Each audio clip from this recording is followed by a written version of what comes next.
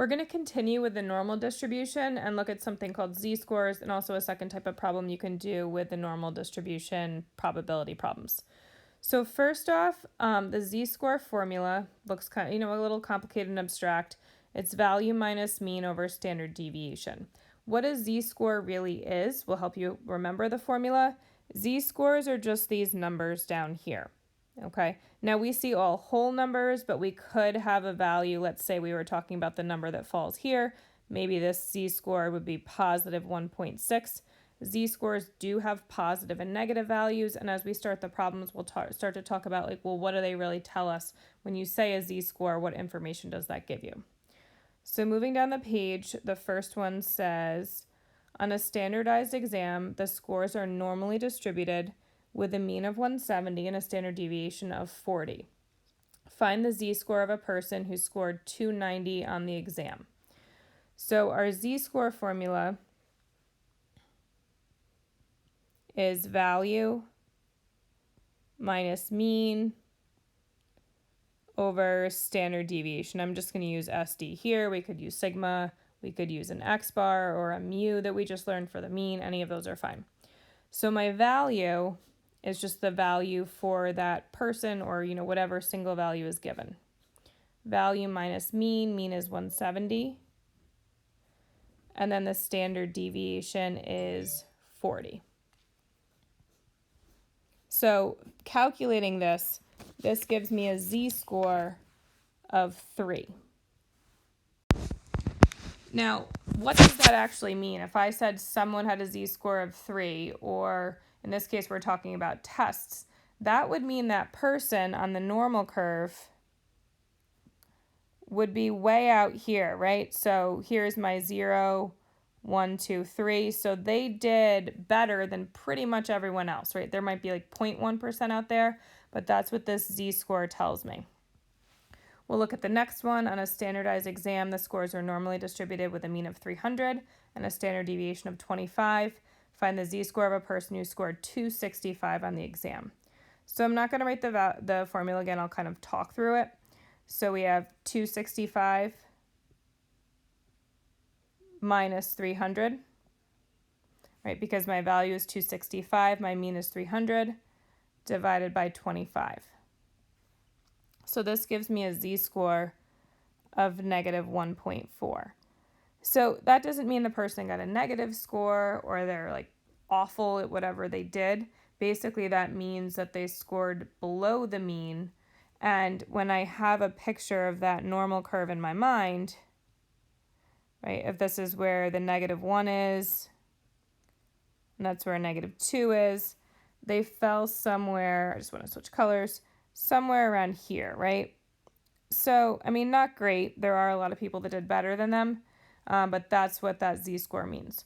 So a z-score, when you're talking about anything, once you understand them, it doesn't really tell you what the value is, for a person's height or a person's weight or the cost of something, but it lets you know where it falls amongst all the other things it's being compared to. So one last example, and I suggest pausing the video, and trying one on your own.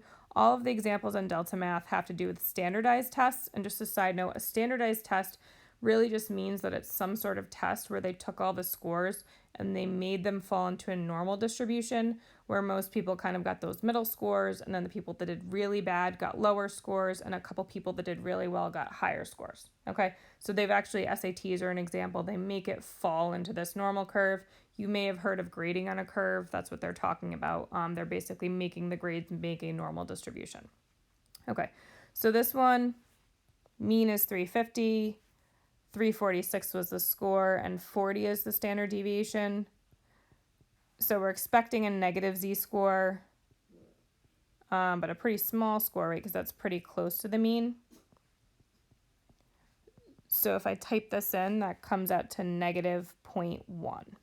So this person, if I think about the normal curve, I'll just use this one up here. I don't need to draw another one.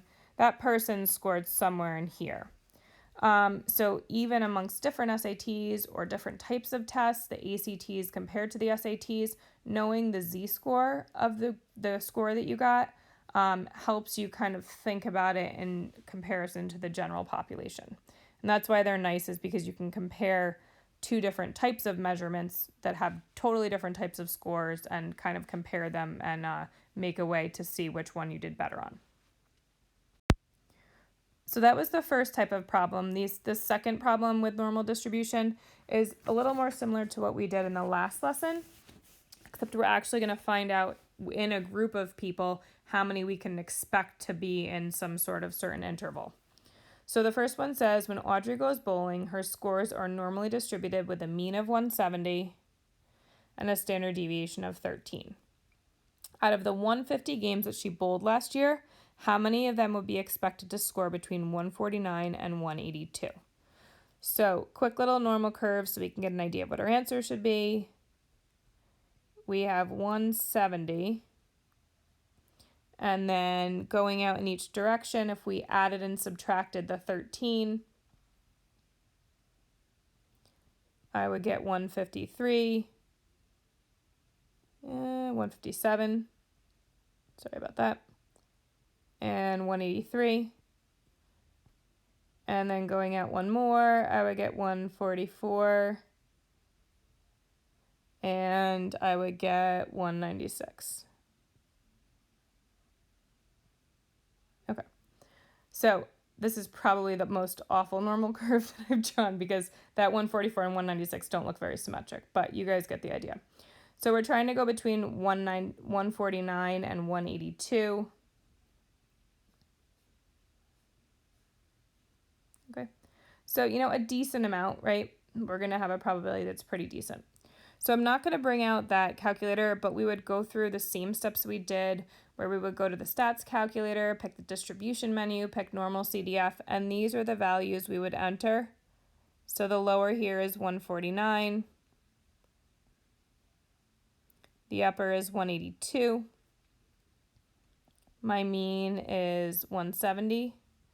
And my standard deviation is 13. So then I'd press enter. And the value I would get, since I need to go to the nearest whole number, I'm going to take a couple decimal points here. A few, I'm going to take 3. I get 0.769. So there's about a 77% chance of the person getting between those scores.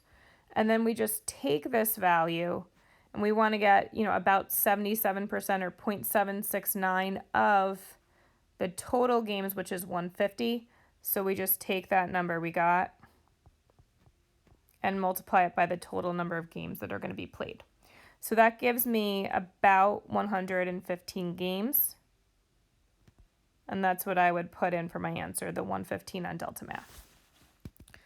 So our next example, it's about a restaurant. We have another wait time. We want to see if you go to this restaurant 45 times in a year, how many times do you expect to wait less than 53 minutes? Okay, so I'm actually going to not draw this one and kind of talk through it because, it's kind of good. You don't always want to have to draw a curve once you get the idea. So it says less than 53. So 53 is bigger than the mean. So we expect more than, maybe I'll draw just a quick little curve. So 53, it's not quite one standard deviation over because standard deviation is 5, right? So it's not all the way over. So maybe like here, and we want less than 53, so we're talking about this. So we're going to get, maybe in the 60% range here when we do the calculation. But as I said, hopefully that's not what my mind looks like, but that's kind of what I'm thinking about in my head to give me an idea of, what percentage I'm expecting that's reasonable. So we have lower, upper, mu, and sigma. So we'll start with the easy stuff, right? The mean is 50, standard deviation is 5. We want less than 53, so 53 is my upper, and I'm going to use that chosen value of negative 999,999 for my lower. So when I type all that in, press enter in that calculator, I get 0.726. So, not great. I said about 60%, but that's in the ballpark, and I was just making that quick little picture. Now we want to know out of the 45 times this year.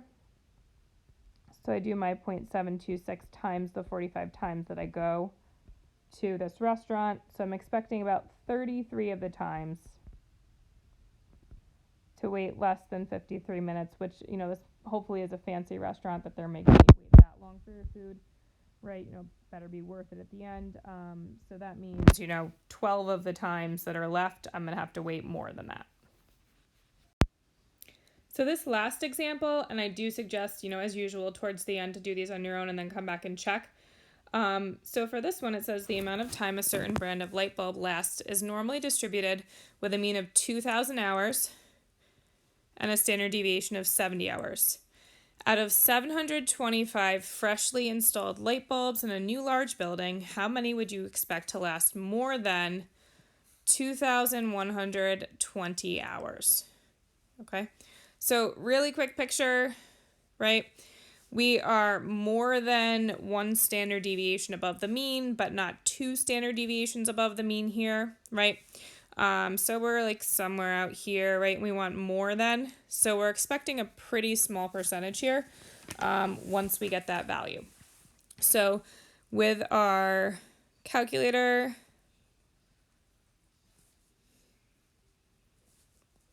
we have lower value of 2,120. We want more than, so we're going to use that 999,999.